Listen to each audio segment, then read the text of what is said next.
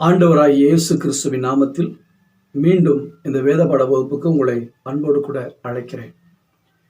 கடந்த 3 வாரங்களாக 3 விதமான விசுவாசிகளை குறித்து நாம் தியானித்தோம். முதலாவது ட்ரெடிஷனல் பிலீவர்ஸ், இரண்டாவது டிரான்ஸ்ஃபார்மிங் பிலீவர்ஸ், கடந்த வாரத்தில் ட்ரெட்மில் பிலீவர்ஸ் என்று பார்த்தோம். இன்றைக்கு டிராவலிங் பிலீவர்ஸ், சுற்றி கொண்டிருக்கக்கூடியதான விசுவாசிகள். சுற்றுதல் என்றால் தவறாய் நினைக்கக்கூடாது. தவறான காரியமும் இருக்கிறது, நல்ல காரியமும் இருக்கிறது. நீங்கள் யோபுவின் புத்தகம் 37ஆம் அதிகாரத்தில் பார்க்கும் பொழுது 11-12 வசனங்களிலே ஆண்டவர் எப்படி நீர்த்துளிகளை மேலே கொண்டு போய் மேகங்களில் வைத்து மின்னலுக்கு கட்டளையிட்டு அதை எந்த இடத்துல மழையாக பெய்ய வேண்டும் என்று சுற்றி திரிய பண்ணுகிறார் என்று வசனம் சொல்லுகிறார். இதோ திரையில இந்த வசனத்தை நீங்கள் பார்க்கிறீர்கள். நம்ம எல்லாருக்குமே தெரியும், படித்திருக்கிறோம். இந்த பூமியும் தன்னைத்தானே சுற்றி கொண்டு சூரியனையும் சுற்றி வருகிறது. இது இப்படியெல்லாம் சுற்ற வேண்டும் என்று தேவன் அதற்கு நிர்ணயம் செய்திருக்கிறார். தேவன் சொன்னபடி அவைகளெல்லாம் சுற்றி வந்து கொண்டே இருக்கின்றன.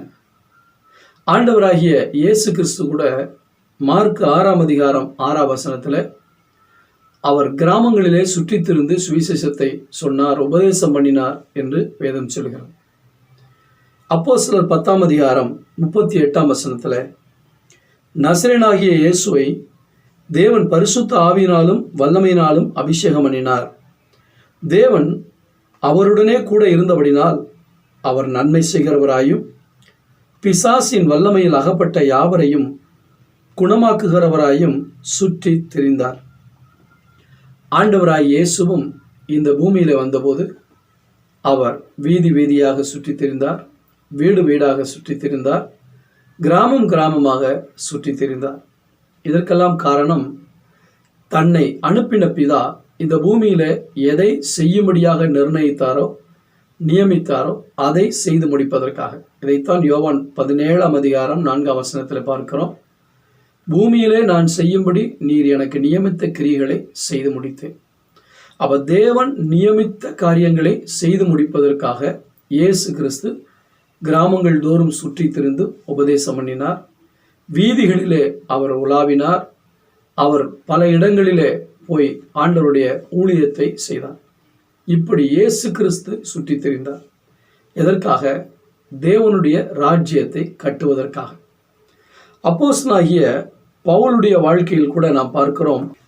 அப்போஸ்தலர் 17ஆம் அதிகாரம் 23ஆம் வசனம் எப்படி என்றால், நான் சுற்றி திரிந்து உங்கள் ஆராதனைக்குரியவைகளை கவனித்து பார்த்தபோது அறியப்படாத தேவனுக்கு என்று எழுதியிருக்கிற ஒரு பலிபீடத்தை கண்டேன். நீங்கள் அறியாமல் ஆராதிக்கிற அவரையே நான் உங்களுக்கு அறிவிக்கிறேன். பவுல் நாடு நாடாக சுற்றி திரிந்தார். தேசம் தேசமாக அவர் சுற்றி திரிந்தார். சுற்றி திரிந்து கிடைக்கிற சந்தர்ப்பத்தில் தேவனுடைய வார்த்தையை பகிர்ந்து கொண்டார். பாருங்கள், இதே அதிகாரத்தில் 16-17 வசனத்தை வாசிக்கிறேன். அத்தேனே பட்டணத்தில் பவுல் அவர்களுக்காக காத்து கொண்டிருக்கையில் அந்த பட்டணம் விக்கிரகங்களால் நிறைந்திருக்கிறதை கண்டு தன் ஆவியிலே மிகுந்த வைராக்கியம் அடைந்து ஜெப ஆலயத்தில் யூதரோடும் பக்தியுள்ளவர்களோடும் சந்தை வெளியில் எதிர்ப்பட்டவர்களோடும் தினந்தோறும் சம்பாஷணை பண்ணினார். தேவனுடைய ஆலயத்தில், வீதிகளில், சந்தைகளில் சுற்றி திரிந்து கொண்டே இருக்கிறார். எதற்காகவென்றால் ஆண்டவருடைய அன்பை, ஆண்டவருடைய சுவிசேஷத்தை மற்றவர்களுக்கு சொல்லுவதற்காக சுற்றி திரிந்தார். சீஷர்கள் சுற்றி திரிந்தார்கள் என்று பார்க்கிறோம். அப்போஸ்தலர் 11ஆம் அதிகாரம் 19ஆம் வசனத்தில் ஸ்தேவான் நிமித்தமாய் எழுமின உபத்திரவத்தினாலே சிதறப்பட்டவர்கள் சுவிசேஷ வசனத்தை யூதர்களுக்கே அன்றி மற்ற ஒருவருக்கும் அறிவியாமல் பெனிக்கே நாடு, சீப்ரு தீவு, அந்தியோகியா பட்டணம் வரைக்கும் சுற்றி திரிந்தார்கள். பல நாடுகளிலே சீஷர்கள் சுற்றி திரிந்தார்கள். ஸோ டிராவலிங் பிலீவர்ஸ் என்றால் கெட்டவர்கள் அல்ல, அவர்கள் நல்லவர்கள். எதற்காக சுற்றுகிறார்கள் என்பதுதான் மிக முக்கியமான காரியம்.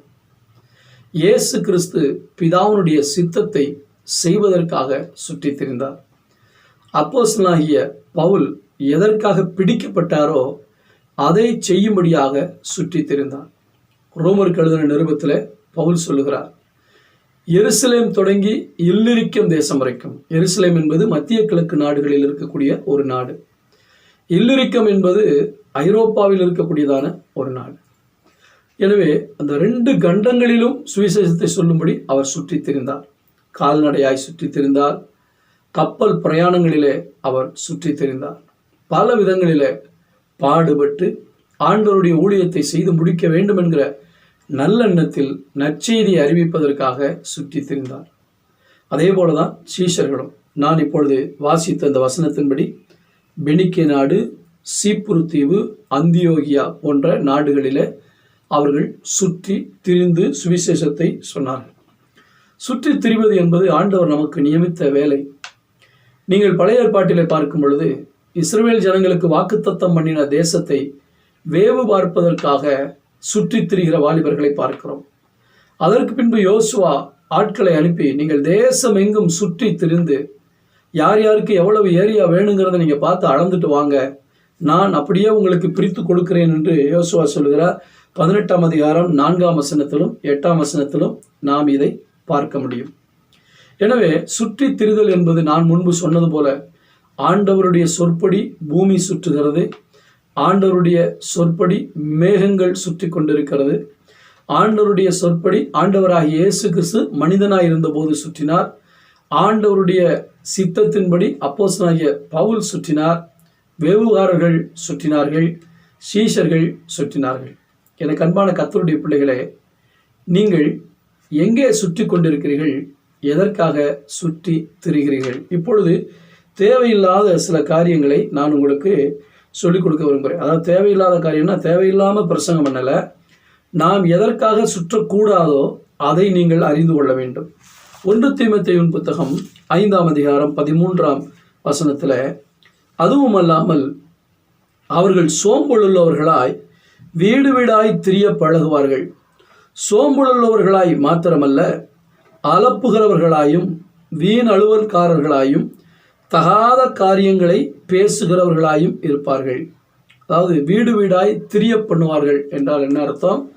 வீடு வீடாய் சுற்றி திரிவார்கள் என்ற அர்த்தம். சில ஆட்கள் வீட்டில் வேலையை முடித்துவிட்டு பொழுது போகாமல் அவங்க வீட்டில் போய் உட்காந்து கொஞ்ச நேரம் பேசுவோம், இவங்க வீட்டில் போய் உட்காந்து பேசுவோன்னு ஊர்க்கதை, உலகக்கதை, மற்றவருடைய வாழ்க்கையை குறித்த குற்றங்களை எடுத்து அங்கே கலந்துரையாடுவது, மற்றவர்களுக்கு சொல்லுவது என்று வீடு வீடாக சுற்றி திரிவார்கள். தான் வீட்டில் இருந்து தேவனுக்காக செய்ய வேண்டிய வேலையை மறந்து அல்லது தேவனுக்காக சுற்றி திரிய வேண்டும் என்கிற அந்த ஒரு அழைப்பை மறந்து இவர்கள் வீடு வீடாக, அந்த அக்கா வீட்டுக்கு போனேன். இதில் வாலிபர்கள் நல்லா கவனிக்கணும். நீங்கள் ஃப்ரெண்டு வீட்டுக்காக வீடு வீடாக சுற்றி திரிகிறீங்களா? கொஞ்சம் யோசிச்சு பாருங்க. இன்னைக்கு அநேக வாலிபர்களை பார்க்கும் பொழுது வீண் அலுவல்காரர்களாக சுற்றி திரிவார்கள். பைக்கை எடுத்து ஸ்டார்ட் பண்ணுவான், அம்மா கேட்பாங்க எங்கடா வர? சும்மா அப்படி போயிட்டு வரேன் அப்படி. அந்த சும்மா அப்படி போயிட்டு வரேன்னு அர்த்தம் நோக்கம் இல்லாமல் சுற்றி திரிகிறவர்கள் இன்னைக்கு அநேகரை நம்ம நாட்டில் பார்க்க முடியும். வெளிநாட்டில் அப்படிப்பட்ட ஆட்களை பார்க்கறது கஷ்டம். நான் பல முறை வெளிநாடு போயிட்டு வந்திருக்கிறேன், உங்களுக்கெல்லாம் தெரியும். வீணாக யாரும் சுத்த மாட்டாங்க. ஆனால் நம்ம ஊரில் தான் சும்மா அப்படி போயிட்டு வரேன் அப்படின்ட்டு டீ கடைகளில் உட்காந்து கதை அடிக்கிறது, முச்சந்தியில் நின்று கதை அடிக்கிறது, ஏதாவது திண்ணை இருக்கும்னா அந்த திண்ணையில் உட்காந்து கதை அடிக்கிறது. இப்படி வீண் அலுவல்காரர்களாக ஒரு வேலை இருக்காது, ஒரு நோக்கம் இருக்காது, ஆனால் சும்மா பேசிகிட்டே இருப்பாங்க. எங்கள் வீட்டுக்கு முன்னாடி ஒரு அம்மாவும் ஒரு ஒரு பெண்ணும், ஒரு குடும்ப பெண்ணும், ஒரு வயசானவங்க, வயசில் குறைஞ்சவங்க, எப்போ பார்த்தாலும் காலையில் 7 மணிக்கு அங்கே வந்து உட்காந்தாங்கன்னா சாயந்தரம் வரைக்கும் பேசிகிட்டே இருப்பாங்க. சாப்பாட்டு நேரத்துக்கு மட்டும்தான் அவங்களுக்கு அந்த லஞ்ச் பிரேக் எடுத்துக்கிடுவாங்க. மற்றபடி அவங்க அங்கே பார்த்தீங்கன்னா பேசிகிட்டே இருப்பாங்க. என்ன பேசுவாங்கன்னு தெரியாது. அநேக விசுவாசிகள் கூட வீடு வீடாக திரிகிறவர்கள் இருக்கிறாங்க. சும்மா வீட்டில் உட்காந்து ஜெபம் பண்ணுவோம், பைபிள் வாசிப்போம் அப்படின்ட்டு இல்லாமல் வீடு வீடாக சுற்றிட்டோம். அந்த விசுவாசி வீட்டுக்கு போகலாம், அந்த அக்கா வீட்டுக்கு போகலாம், இந்த அக்கா வீட்டுக்கு போகலான்ட்டு வீடு வீடாய் சுற்றுகிறோம். தெய்வ பிள்ளைகளே, ஆண்டவரை அறியாத வீடுகளுக்கு நீங்கள் சுற்றி திரிந்து சுவிசேஷத்தை சொன்னால் அது தேவனால் அங்கீகரிக்கப்படும், தேவனால் பாராட்டப்படும், அதனால் தேவனுடைய ராஜ்யத்துக்கு பிரயோஜனம் இருக்கும். அதை விட்டு சும்மா போய் விசுவாசிகள் வீட்டில் உட்கார்ந்து கதையடிக்கிறதுக்காக சுற்றி திருந்தீங்கன்னா ஒரு நாள் இதற்காக நீங்கள் கணக்கு கொடுக்க வேண்டியது இருக்கும். எனக்கு அன்பானவர்களே, நம்ம சபை விசுவாசிகள் இப்படி செய்கிறாங்களா இல்லையான்னு எனக்கு தெரியாது.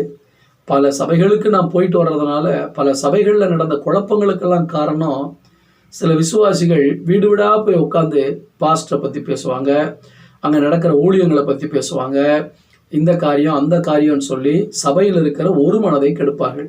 இந்த வீடு வீடாய் சுற்றுகிறவர்கள் சபையில் இருக்கிற தரிசனத்தை மக்களுக்குள்ளிருந்து கெடுத்து தன் வசப்படுத்தும்படியாய் சுற்றுவார்கள். இன்னும் சொல்லப்போனால், இப்போ சபையில் நான் பொதுவாக பேசுகிறேன், சபையில் தங்களுக்கு ஒரு பொறுப்பு கொடுக்காவிட்டால், தலைமை பதவி கொடுக்காவிட்டால், தனக்கென்று ஒரு கூட்டத்தை கூட்டுவதற்காக சில திறமை உள்ளவர்கள் விசுவாசிகளுடைய வீடுகளிலே உட்கார்ந்து அவர்களை தங்களுக்கென்று ஆதாயப்படுத்தி தங்கள் பக்கமாக அவர்களை எழுப்பதற்கு அவர்கள் வீடு வீடாக சுற்றி வருவார்கள்.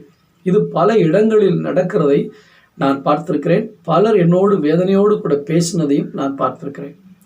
நம்ம சபையில் அப்படி ஆட்கள் இல்லை என்று நான் நினைக்கிறேன். இருந்தாலும் எனக்கு கவலை இல்லை.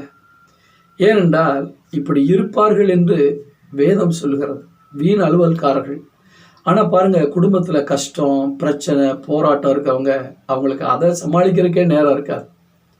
வீட்டில் புருஷன் கஷ்டப்பட்டு கொண்டு வர்ற பணத்தை வச்சு வீட்டை கவனித்து மிச்ச நேரத்தில் ஜெபம் பண்ணுவோம், ஆண்டவருடைய ராஜ்யத்துக்காக நம்ம என்ன செய்வோம், சுவிசேஷம் ஊழியம் செய்வோம். அந்த பாரம் உள்ளவர்களுக்கு இதுக்கெல்லாம் நேரம் இருக்காது. ஆனால் ஒன்றுமே இல்லாமல், ஒரு பாரமும் இல்லாமல், ஒரு தரிசனமும் இல்லாமல் இருக்கிறவர்கள் வீடு வீடாக சுற்றி வருவார்கள் என்று வேதம் சொல்லுகிறது. சங்கீதம் 12ஆம் அதிகாரம் 8ஆம் வசனம், மனுபுத்திரரில் சண்டாளர் உயர்ந்திருக்கும் போது துன்மார்க்கர் எங்கும் சுற்றி திரிவார்கள். சண்டாளர்கள் உயர்ந்திருக்கும் போது, பாருங்க, ஒரு நாட்டை ஆளுகிற ராஜா ஒரு துன்மார்க்கனாக இருந்தால், ஒரு தேசத்தை ஆளுகிற பிரதம மந்திரியோ ஜனாதிபதியோ முதலமைச்சரோ ஆளுகிறவர்கள் துன்மார்க்கர்களாக இருந்தால் அவர்களுக்கு கீழ் இருக்கிற அடியாட்கள் தான் சண்டாளர்கள். அவர்கள் எங்கும் சுற்றித் திரிவார்கள். மாமூல் வாங்குவதற்காக சுற்றித் திரிவாங்க. இப்படி பல தவறான காரியங்களுக்காக சுற்றித் திரிகிறவர்கள் இருக்கிறார்கள். நாம் சண்டாளர்களாக சுற்றித் திரியக்கூடாது, சுவிசேஷ வேலை செய்கிறவர்களாக சுற்றித் திரிய வேண்டும். தங்களுக்கு மேல் இருக்கிற அதிகாரத்தை தவறாக பயன்படுத்துவதற்காக சுற்றித் திரிகிறார்கள். இன்னைக்கு ஆண்டவர் நமக்கு கொடுத்திருக்கிற அதிகாரம், ஆண்டவர் கொடுத்திருக்கிற ஆசீர்வாதம், இதை தவறாய் பயன்படுத்துவதற்காக நாம் சுற்றி தெரியக்கூடாது. அதுதான் அதனுடைய அர்த்தம். சங்கீதத்தில் 59ஆம் சங்கீதம் 6-7 வசனங்களை உங்களுக்காக வாசிக்கிறேன். சங்கீதம் 59 6-7. அவர்கள் சாயங்காலத்தில் திரும்பி வந்து நாய்களைப் போல ஊளையிட்டு ஊரை சுற்றி திரிகிறார்கள். 14ஆம் வசனம், அவர்கள் சாயங்காலத்தில் திரும்பி வந்து நாய்களைப் போல ஊளையிட்டு ஊரை சுற்றி திரிகிறார்கள். அதாவது வீணா சுற்றி திரிகிறவங்க. நீங்கள் அதை பார்த்தீங்கன்னா யாரை குறித்து போட்டிருக்கிறது என்று பார்க்கும்போது துரோகம் செய்கிறவர்கள் அப்படி தான் போட்டிருக்கு. 15ஆம் வசனத்தில் அவர்கள் உணவுக்காக அலைந்து திரிந்து திருப்தி அடையாமல் முறுமுறுத்து கொண்டிருப்பார்கள். ஸோ ஊராக சுற்றுகிறவங்க, முறுமுறுத்து கொண்டு ஊராய் சுற்றுகிறவர்கள். இன்னைக்கு எப்படின்னா, சும்மா வீட்டில் இருக்கணும், ஒரு லீவ் விட்டால் போதும், அந்த ஊருக்கு போகலாம் இந்த ஊருக்கு போகலான்ட்டு சுற்றுலா போகிற விசுவாசிகள், ஊராய் சுற்றுகிறவர்கள். இதை நான் இந்த பைபிளில் இருக்க சண்டாளர்கள் இப்படி போட்டிருக்கு. நாம் எதற்காக ஊராய் சுற்றுகிறோம்? சில விசுவாசிகள் ஒரு 2 நாள் லீவ் விட்டால், சிலரெல்லாம் நான் பார்த்துருக்கேன், வருஷம் பூரா ஊருக்கு போய் அம்மா அப்பாவை பார்க்க முடியாமல், அம்மா அப்பா வருஷம் பூரா கஷ்டப்பட்டுக்கிட்டு இருப்பாங்க. இவங்களுக்கு லீவு கிடைக்காது, போகணுன்னு ஆசைப்படுவாங்க, ஆனால் போக முடியாது. ஆனால் எப்பொழுதாவது 2 நாள் 3 நாள் 4 நாள் தொடர்ந்து லீவு கிடைக்கும்போது போய் அப்பா அம்மாவை பார்த்துட்டு அவங்களுக்கு செய்ய வேண்டிய கடமையை செஞ்சுட்டு வருவாங்க. இவர்களை பற்றி நான் சொல்லவில்லை. இவர்கள் ஊருக்கு செல்ல வேண்டியது, உறவுகளை பார்க்க வேண்டியது அவசியம். ஆனால் சிலர் எப்போ பார்த்தாலும் ஊராக சுற்றிக்கிட்டு இருப்பாங்க. ஒரு லீவ் விட்டால் போதும், அந்த ஊருக்கு போகிறேன், இந்த ஊருக்கு போகிறேன், அங்கே போய் சுற்றி பார்க்க போகிறேன், இங்கே போய் சுற்றி பார்க்க போகிறேன்ட்டு. இவர்கள் தரிசனம் உள்ளவர்களா? இல்லை. ஊராய் சுற்றுங்கள், ஆனால் சுவிசேஷத்துக்காக சுற்றுங்கள். வீடு வீடா சுற்றுறவங்க வீண் அலுவல்காரர்கள், தகாத காரியங்களை பேசி குடும்பங்களை கவிழ்த்து போடுகிறவர்கள். வீதியிலே சுற்றித் திரிகிறவர்கள், அதிகாரத்தை தவறாய் பயன்படுத்துகிறவர்கள், ஊர் ஊராய் சுற்றித் திரிகிறவர்கள், நேரத்தை வீணடித்து பணத்தையும் வீணடித்து கொண்டிருக்கிறவர்கள். கர்த்தருக்கு ஸ்தோத்திரம் உண்டாக. இப்படிலாம் நிறைய காரியங்கள் சுற்றி கொண்டே இருக்கிறது. மிக முக்கியமான ஒரு காரியத்தை சொல்கிறேன். 1 பேதுரு 5ஆம் அதிகாரம் 8ஆம் வசனத்துல, எவனை விழுங்கலாமோ வென்று பிசாசு வகை தேடி சுற்றி திரிந்து கொண்டிருக்கிறார். இப்ப முக்கியமா 3 காரியத்தை மட்டும் உங்களுக்கு நான் ஃபோக்கஸ் பண்ண விரும்புகிறேன். முதலாவது, இயேசு சுற்றி திரிந்தார். எதற்காக? ஜனங்களை ரட்சிப்பதற்காக. அப்போஸ்தலனாகிய பவுலோடு சேர்ந்து சீஷர்கள், அவருக்கு பின் வந்த ஊழியர்கள், இன்று வரை நம்முடைய நாட்கள் வரையும் இருக்கிற தேவ பிள்ளைகள் சுற்றி திரிந்து கொண்டே இருக்கிறார்கள் சுவிசேஷத்தை சொல்லுவதற்காக. ஆனால் பிசாசும் சுற்றி திரிந்து கொண்டே இருக்கிறான். யாரை விழுங்கலாமோ என்று அவன் சுற்றி திரிகிறான். யாரை விழுங்குவான்? விசுவாசிகளையா அவிசுவாசிகளையா? அவிசுவாசிகளை அவன் விழுங்க மாட்டான். ஏனென்றால் ஏற்கனவே அவர்கள் அவனுடைய வயிற்றுக்குள்ளுதான் இருக்கிறார்கள். அப்ப தேவ பிள்ளைகள் என்று சொல்லப்படுகிறவர்கள், ஜெபிக்கிறவர்கள், வேதம் வாசிக்கிறவர்கள், தேவனுக்காக பயன்பட்டு கொண்டிருக்கிறவர்கள், இனி தேவனுக்கு பயன்படக்கூடாது, அவர்களை விழுங்கிவிட வேண்டும், தன் வசப்படுத்த வேண்டும், தன் வலையில விழ வைக்க வேண்டும், தன்னுடைய ஆளுகையின் கீழ் கொண்டு வர வேண்டும் என்று நினைத்து அவன் சுற்றி திரிகிறான். யாரை விழுங்குவான் தெரியுமா? யார் இன்னைக்கு ஜெபம் பண்ணல, யார் இன்னைக்கு வேதம் வாசிக்கல, யார் இன்னைக்கு தேவனோட தொடர்பு கொள்ளல என்பதை பார்த்து அவர்களை விழுங்க பார்ப்பான். யார் முறுமுறுத்துக்கிட்டு இருக்காங்க, யார் ஆண்டவருக்கு நன்றி இல்லாம இருக்காங்க, யார் ஆண்டவரை சந்தேகப்படுறாங்க, யார் திருப்தி இல்லாம எப்ப பார்த்தாலும் ஆண்டவர்கிட்ட கேள்வி கேட்டுக்கிட்டே இருக்காங்க, இல்ல யார் ரொம்ப இச்சையான வாழ்க்கை வாழ்கிறார்கள், ஆண்டவருடைய வசனத்தை இருதயத்துல வைக்காம இச்சைகளை சுமந்து திரிகிறவர்கள் யார் என்று பார்த்து அவர்களை விழுங்குவதற்கு அவன் சுற்றி திரிந்து கொண்டே இருக்கிறான். தேவ பிள்ளைகளே, டிராவலிங் பிலீவர்ஸ், சுற்றி திரிகிற விசுவாசிகள். 2 காரியத்தை பார்த்தோம். ஒன்று, வீண் அலுவல்காரர்களாக வீதி வீதியா சுத்துறவங்க, தெரு தெருவா, வீடு வீடா, ஊர் ஊரா சுத்துறவங்க இருக்காங்க. இவர்களெல்லாம் பிரயோஜனமில்லாத காரியங்களுக்காக சுற்றி திரிகிறவர்கள். வாலிபனே, வாலிப தம்பி தங்கச்சி, நான் ஃப்ரெண்டு வீட்டுக்கு போகிறேன்னு சும்மா சுற்றி திரிகிறியா? உன் நேரத்தை வீணாக்காதே.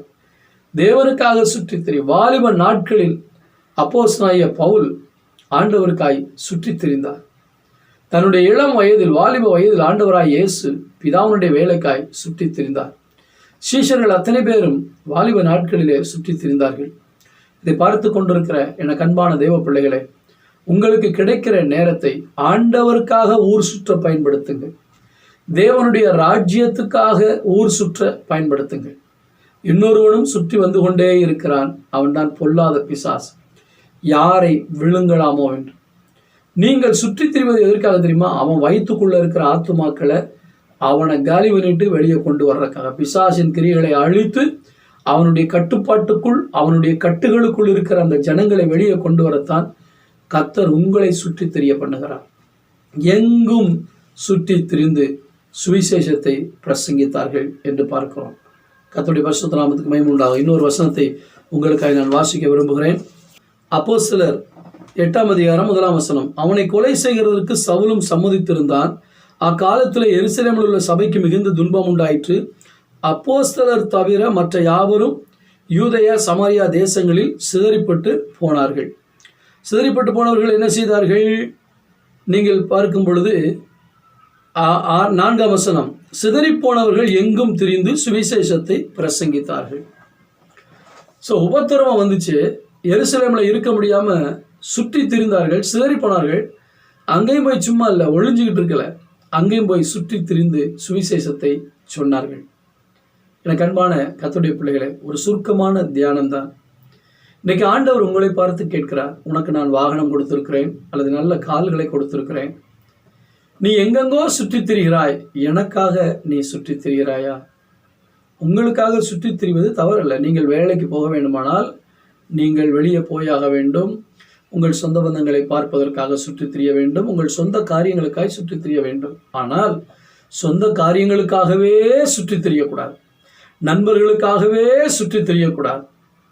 ஆண்டவருக்காக நான் சுற்றி திரிகிற விசுவாசியாய் இருப்பேன் என்று தீர்மானம் பண்ணுங்கள்.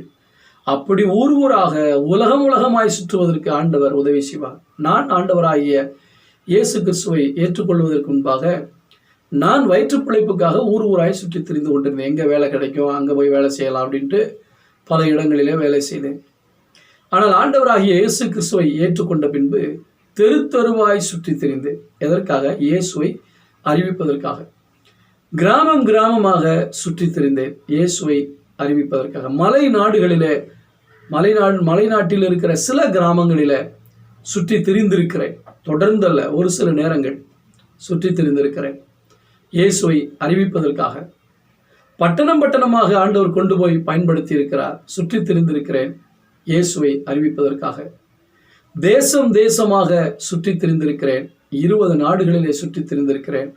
இயேசுவை பற்றி சொல்லுவதற்குரிய வாய்ப்பை ஆண்டவர் தந்தார். அதாவது சபைகளில் இருக்கிற மக்களுக்கு தேவனுடைய சத்தியத்தை சொல்லுவதற்குரிய வாய்ப்புகளை கொடுத்தார், வழிகளை திறந்து கொடுத்தார். நாம் சுற்றுவது நமக்காக இருக்கக்கூடாது. பணம் சம்பாதிப்பதற்காக உலகம் சுற்றக்கூடாது. எங்கு போனாலும் தேவனுடைய அன்பில் நிறைந்து தேவனுடைய சுவிசேஷ பாரத்தை இருதயத்தில் சுமந்தவர்களாக, ஆண்டவரை அறியாத மக்கள் பிசாசின் கட்டுகளில் இருக்கிறார்களே, அவர்களை விடுவிக்க வேண்டும் என்கிற அந்த நல்ல எண்ணத்தில் நாம் சுற்றி திரிய வேண்டும். இதை பார்த்து கொண்டிருக்கிற உங்களுடைய வாழ்க்கையில ஆண்டவருக்காக சுற்றி திரியும்படி கர்த்தர் உங்களுக்கு கிருபை தருவாராக. ஜெபிப்போம். நல்ல பிதாவே, நீர் உண்டாக்கின இந்த பூமி எங்களுக்கு நன்மை தரும்படி சுற்றி கொண்டே இருக்கிறது.